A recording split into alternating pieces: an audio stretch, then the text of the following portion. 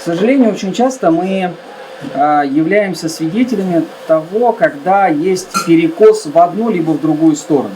То есть этот мир не нужен, мирская жизнь, она ничего не стоит, нужно как бы всецело только поклоняться Всевышнему Аллаху Субхану ва Тааля. Это крайность.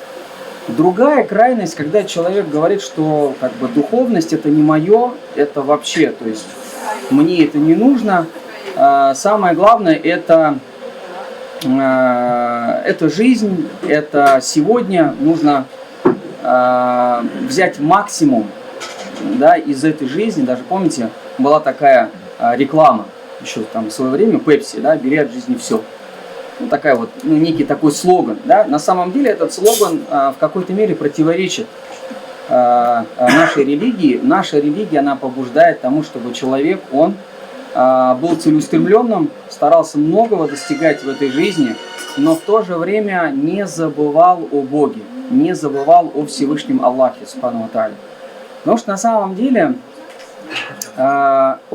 Всевышний Аллах Субхану ва Тааля, Он является нашим Творцом и Создателем. И то, что нас окружает, это бесчисленное количество благ. И Всевышний Аллах Субхану ва Тааля, Он хочет, чтобы мы Его благодарили за те блага, которые Он нам дал. И очень часто люди, они пребывают в беспечности. Они не видят эти блага. Они просто не осознают эти блага, которые дал Всевышний человеку. Вот возьмите, например, вот даже возьмите солнце. Вот ученые говорят о том, что если солнце буквально на несколько градусов, да, отклонится от Земли, то все живое замерзнет. То есть эта Земля, она будет непригодной для того, чтобы на ней существовать. И наоборот, возьмите солнце, если буквально на пару градусов солнце приблизится к Земле, то также невозможно будет жить на этой земле. То есть это великое благо, то есть Всевышний Аллах, Он установил солнце таким образом, чтобы жизнь на этой земле была пригодной. Или возьмите, например, кислород. Вот в нашей атмосфере 21%. Если будет 20 меньше, либо на 1% больше, то в этом случае эта земля также будет непригодной. То есть Всевышний настолько мудро все установил, да, и это просто буквально какие-то такие незначительные примеры. И Всевышний Аллах Субхану ва Тааля, Он что хочет? Он хочет, чтобы мы Его благодарили. Мы благодарили Его за эти все блага.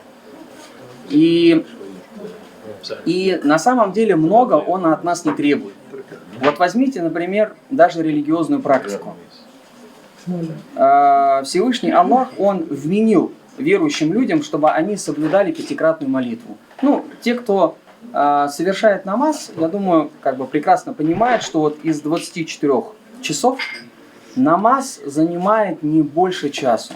Вот я сам, религиозно практикующий с 14 лет, могу сказать о том, что пятикратная молитва не занимает у меня больше 30-40 минут в день, то есть в эти 24 часа. То есть Всевышний дал тебе это время, 24 часа, и Он говорит: послушай, вот я тебе дал это время, и, пожалуйста, вот удели буквально полчаса мне, своему Творцу, своему Создателю. Я больше ничего от тебя не требую. Дальше, пожалуйста, ставь цели, задачи, стремись к тому, чему ты хочешь. Но будь добр, вот полчаса выдели для меня. Возьмите, например, хадж. Хадж является обязательным для верующего человека, если он имеет достаток и он физически здоров. И хадж нужно совершить один раз в жизни. Один раз в жизни. То есть, если человек не имеет достатка, и если он физически немощен, то в этом случае хадж не является для него обязательным. Он его может и не совершать. Если совершает, то один раз в жизни. То есть, это вообще ничто на самом деле. Возьмите, например, также такое предписание, как закят.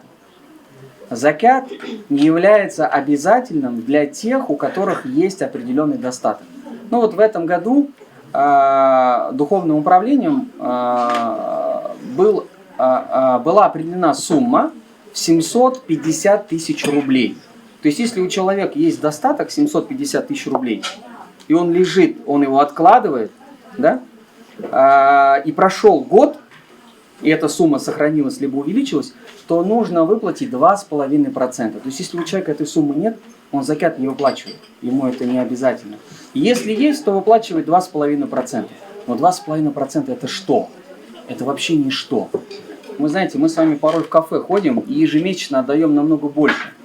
Оставляем намного больше денег, а здесь Всевышний, Он требует от нас, чтобы мы раз в году передавали 2,5% из нашего достатка. Поэтому, если проанализировать предписания, их немного, и они несложные. И Всевышний Аллах Субхану ва Тааля, Он хочет, чтобы мы были благодарны Ему за это. Вот я помню один раз слушал тоже одного ученого, и он интересную вещь сказал. Мы знаем, что если человек неверующий, он Бога отрицает, то в этом случае он заслуживает бесконечного наказания в судный день в аду.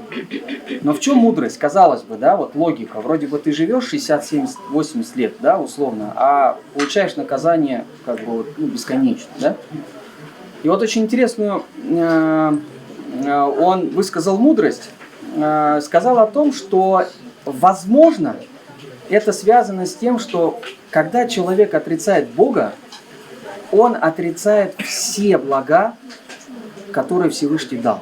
А эти блага, они несметные, то есть их невозможно посчитать.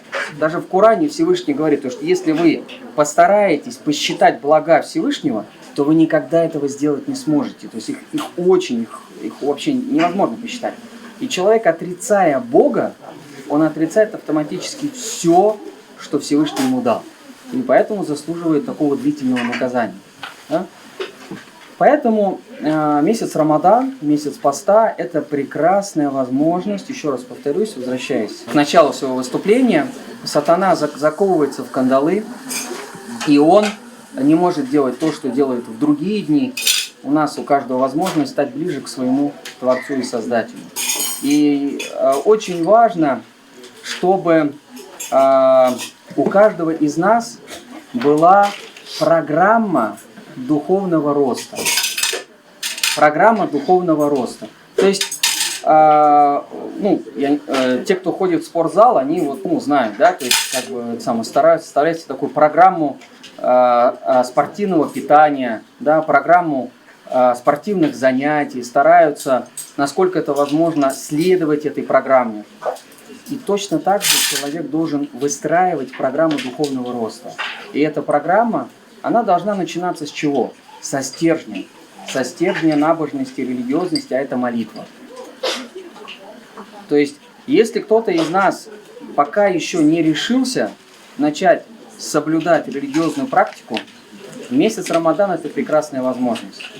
И в завершении хотелось бы отметить следующее. Я своим ученикам тоже, которые только-только начинают соблюдать религиозную практику или встают на этот путь, и которые еще не уверены в этом, я им говорю: послушайте, вот если, на примере религиозной практики, если человек не готов, например, сразу пятикратную молитву соблюдать, такое, бывает, да, вот люди, как я, 5 намазов, это вообще сложно для меня, да. Я всегда говорю: послушайте, начните с чего-то малого, то есть начните с одной молитвы, начните с 2 молитв. Например, вот вы идете утром на работу, да, совершите утреннюю молитву перед тем, как выйти на работу. Приходите домой, совершите вечернюю. Начните хотя бы с этого. И потихонечку добавляйте. Это на самом деле великая мудрость. Вот, в Коране очень много предписаний были предписаны постепенно. Вот, например, спиртное. Спиртное было предписано постепенно. То есть не сразу одним разом. Вот аят не спасла, все. Вот мусульмане, запрещено спиртное, не приближайтесь. Нет. 4 аята было неспослано перед тем, как Всевышний окончательно запрещает спиртное. Это говорит о чем? Это говорит о вот этой вот, скажем так, постепенности, привитии себе религиозной практики. Поэтому, если кто-то как бы, боится этого, нужно сделать шаг. Нужно сделать шаг. Ну и последнее, как вот говорил наш пророк, передавая слова Бога, Всевышний сказал, если человек сделает один шаг ко Всевышнему, то Всевышний, он устремится к нему. То есть человек шаг сделает, Всевышний образно побежит к нему. То есть Всевышний на самом деле ждет от нас этого. Он ждет, чтобы мы сделали этот шаг. И этот месяц, месяц Рамадан, это, еще раз, возможность сделать этот шаг. И давайте эту возможность не упускать.